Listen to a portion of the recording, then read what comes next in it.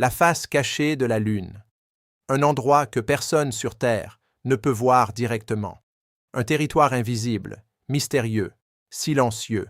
Mais avec la mission Artemis II, des humains vont enfin y passer et observer ce que peu ont vu. Mais une question intrigue. Que vont-ils réellement découvrir? Des paysages inconnus, des anomalies ou simplement un monde que nous comprenons mal? Dans cette vidéo, nous allons explorer ce que cette mission pourrait révéler et pourquoi la face cachée de la Lune fascine autant. Contrairement à ce que l'on pourrait croire, la face cachée de la Lune n'est pas obscure. Elle reçoit de la lumière, comme l'autre face, mais elle reste invisible depuis la Terre, à cause d'un phénomène appelé rotation synchrone. La Lune tourne sur elle-même, à la même vitesse qu'elle tourne autour de la Terre. Résultat, nous voyons toujours la même face, mais l'autre côté reste caché et surtout très différent, car la face visible est marquée par de grandes plaines sombres, appelées mers lunaires, alors que la face cachée est beaucoup plus accidentée, remplie de cratères, de reliefs, de zones anciennes, plus sauvages, plus intactes. Cette différence intrigue les scientifiques. Pourquoi les deux faces sont-elles si différentes? Qu'est-ce qui a causé cette asymétrie? Des hypothèses existent. Impact massif, différences internes, évolution géologique, mais aucune réponse définitive. Et c'est pour cela que des missions comme NASA s'y intéressent autant. Car comprendre la face cachée, c'est comprendre l'histoire de la Lune, et peut-être celle de la Terre. Mais au-delà de la science, il y a aussi le mystère, car pendant longtemps, cette face invisible a nourri les théories, les spéculations, les fantasmes. Alors aujourd'hui, avec des missions modernes, nous avons enfin la capacité d'observer, de mesurer et de comprendre. Mais une question reste. Que vont réellement voir les astronautes en passant derrière la Lune? Mais cette fois, ce ne sont pas des sondes, ni des robots, ce sont des humains. La mission Artemis II marque un tournant, car elle va envoyer des astronautes autour de la Lune. Pour la première fois, depuis plus de 50 ans, une étape clé du programme Artemis, dont l'objectif est clair, ramener l'humanité sur la Lune et préparer les missions vers Mars. À bord, 4 astronautes, sélectionnés pour leur expérience, leur sang-froid, leur capacité à opérer dans l'inconnu. Parmi eux, Red Wiseman, commandant de mission, un pilote expérimenté, habitué aux vols spatiaux. À ses côtés, Victor Glover, pilote, ancien officier de la marine, déjà passé par la Station spatiale internationale, mais aussi Christina Koch, qui détient un record impressionnant, celui du plus long séjour spatial pour une femme, et enfin Jeremy Hansen, représentant du Canadian Space Agency, une mission internationale, un symbole, mais ce voyage n'est pas simple. Les astronautes ne vont pas atterrir, ils vont contourner la Lune dans une trajectoire appelée Free Return, une orbite spéciale, qui permet de revenir sur Terre, même en cas de problème. Mais ce moment clé, celui du passage derrière la Lune, est unique, car pendant quelques minutes, le vaisseau sera coupé de toute communication. Plus de signal, plus de contact avec la Terre. Un silence total, le même silence que les astronautes d'Apollo 8 ont vécu. Un moment historique, intense, où les astronautes se retrouvent seuls, face à l'inconnu, face à la face cachée. Et c'est là que tout devient fascinant, car sans communication, sans regard extérieur, ils seront les seuls témoins, les seuls à voir, en temps réel, ce que cache vraiment la Lune. Alors, une question se pose. Que vont-ils découvrir? Dans ce silence absolu, alors, que vont-ils réellement voir? Lorsque le vaisseau d'Artemis II passera derrière la Lune, le spectacle sera radicalement différent. Pas de lumière, pas de terre visible, seulement un monde brut, silencieux et impressionnant.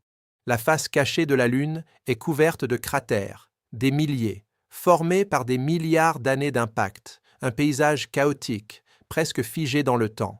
Contrairement à la face visible, il n'y a presque pas de mer lunaire, ces grandes zones sombres et lisses. Ici, Tout est relief, profondeur, rugosité, un terrain beaucoup plus ancien, beaucoup plus sauvage. Mais ce n'est pas tout.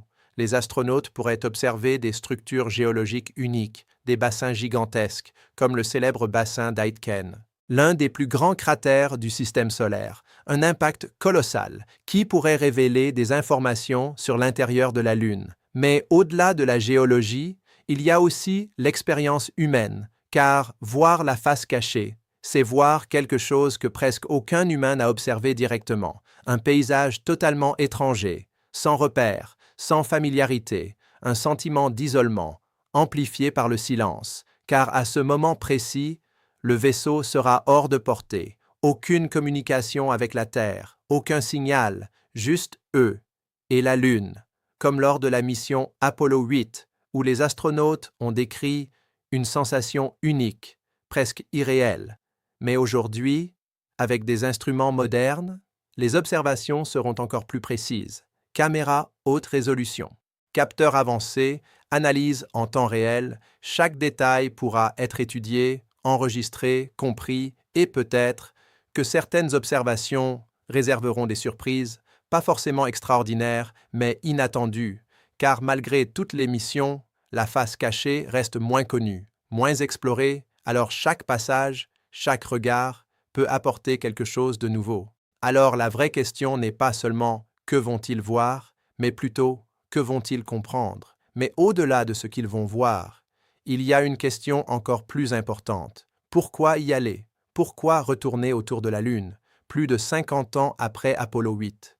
La réponse est simple. La Lune n'est plus seulement un objectif scientifique, elle est devenue stratégique. Un territoire clé pour l'avenir, car aujourd'hui, les grandes puissances regardent à nouveau vers elle. Les États-Unis, avec le programme Artemis, mais aussi la Chine, qui développe ses propres missions lunaires.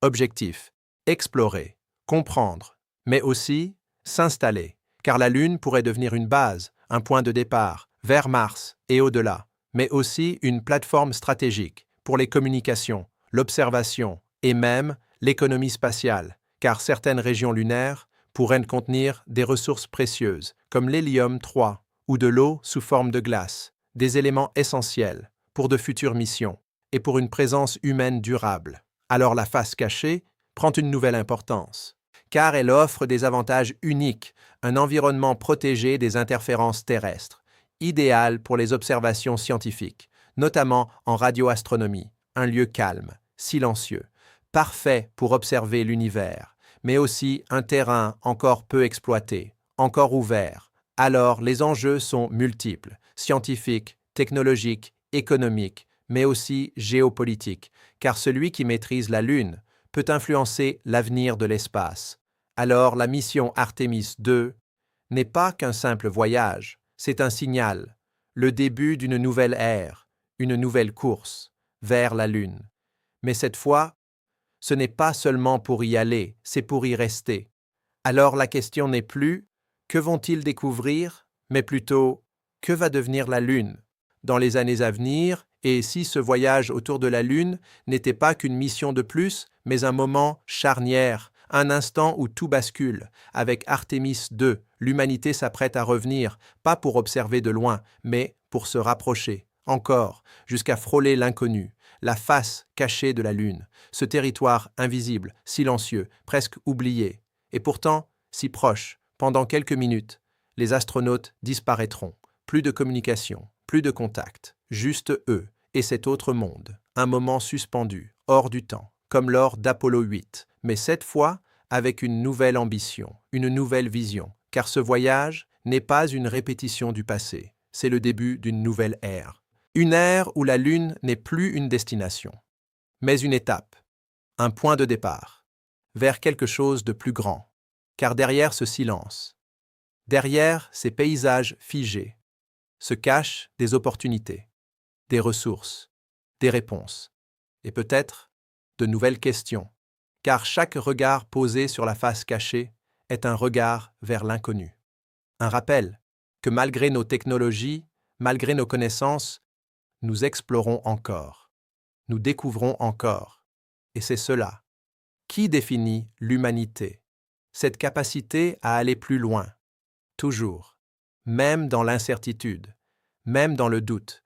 Car au fond, ce n'est pas seulement la Lune que nous explorons, c'est nous-mêmes, nos limites, notre curiosité, notre avenir. Et ce que nous allons y trouver, qu'il s'agisse de simples paysages ou de découvertes inattendues, aura un impact sur notre compréhension, sur nos ambitions, sur notre place dans l'univers. Alors ce passage derrière la Lune, ce moment de silence absolu, n'est pas un vide, c'est une transition, un passage entre ce que nous savons et ce que nous allons découvrir. Et peut-être que dans ce silence, dans cette obscurité, se cache le début d'une nouvelle histoire, celle d'une humanité qui ne regarde plus seulement le ciel, mais qui y va, qui s'y installe, et qui, un jour, fera de ces mondes lointains une nouvelle maison.